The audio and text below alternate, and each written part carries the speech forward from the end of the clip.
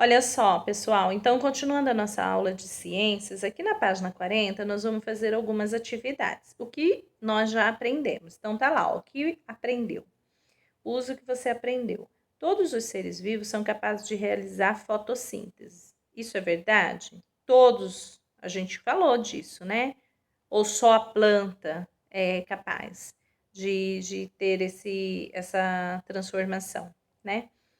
Depois nós temos aqui, ó, o número 2. Preencha o esquema a seguir que ilustra o processo de fotossíntese.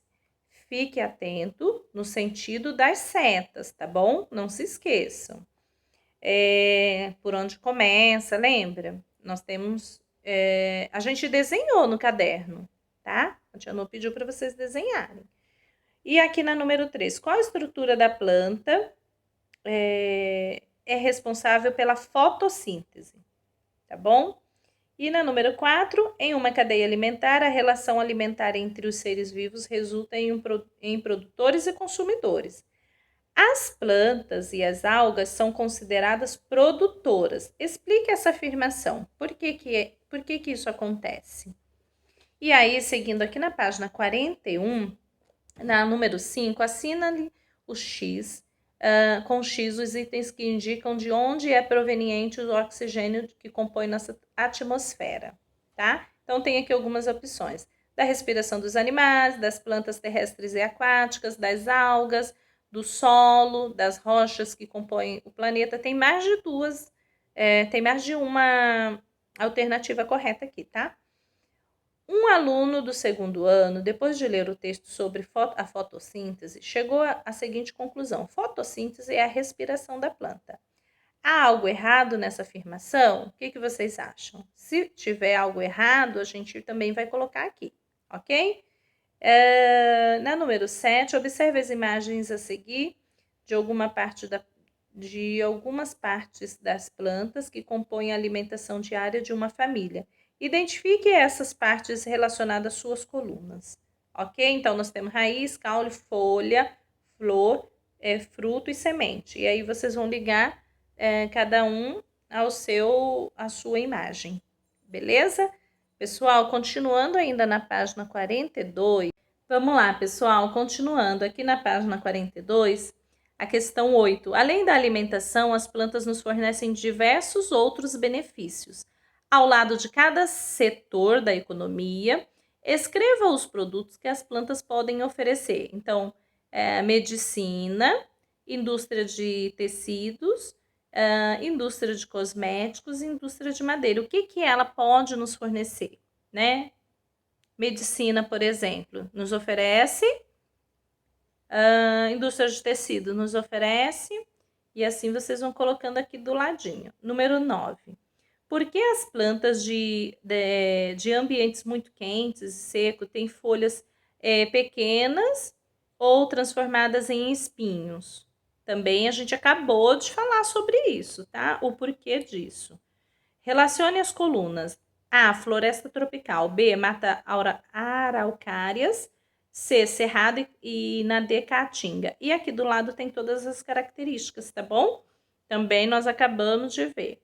E na número 11 tem uma questão que fala sobre uma família que cultivava em casa, perto da janela, algumas plantas em vasos. Porém, nas férias de julho, resolveram viajar e ficaram um mês fora. Ao retornar, as plantas estavam com suas folhas secas e pareciam sem vida. Isso ocorreu porque as plantas ficaram sem alguns elementos essenciais para realizar a fotossíntese. Quais elementos devem ter faltado no período em que a família viajou?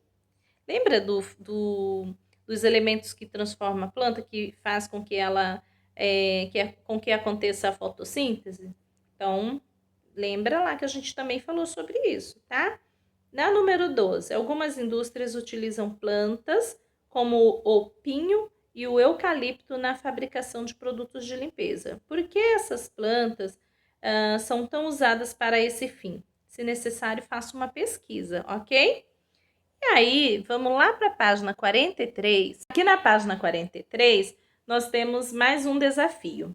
As plantas desempenham um papel muito importante para o meio ambiente e para a preservação da vida no planeta.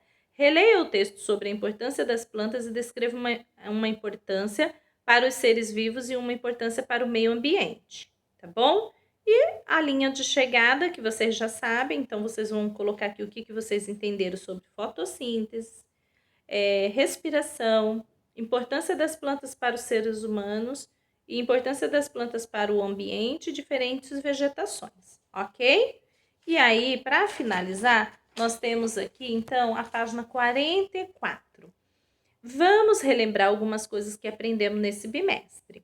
Então, vamos lá. Eu aprendi que as plantas e aí vocês vão completar com a palavra, tá bom? Algas produzem glicose e aí vocês vão completar com a palavra oxigênio, que é um dos componentes do ar.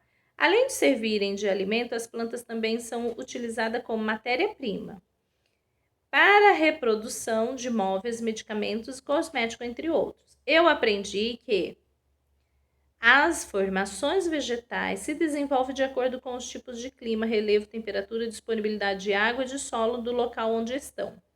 Há 4 grandes grupos de plantas e, como exemplo, podemos citar os musgos e as samambaias, que não têm flores nem frutos.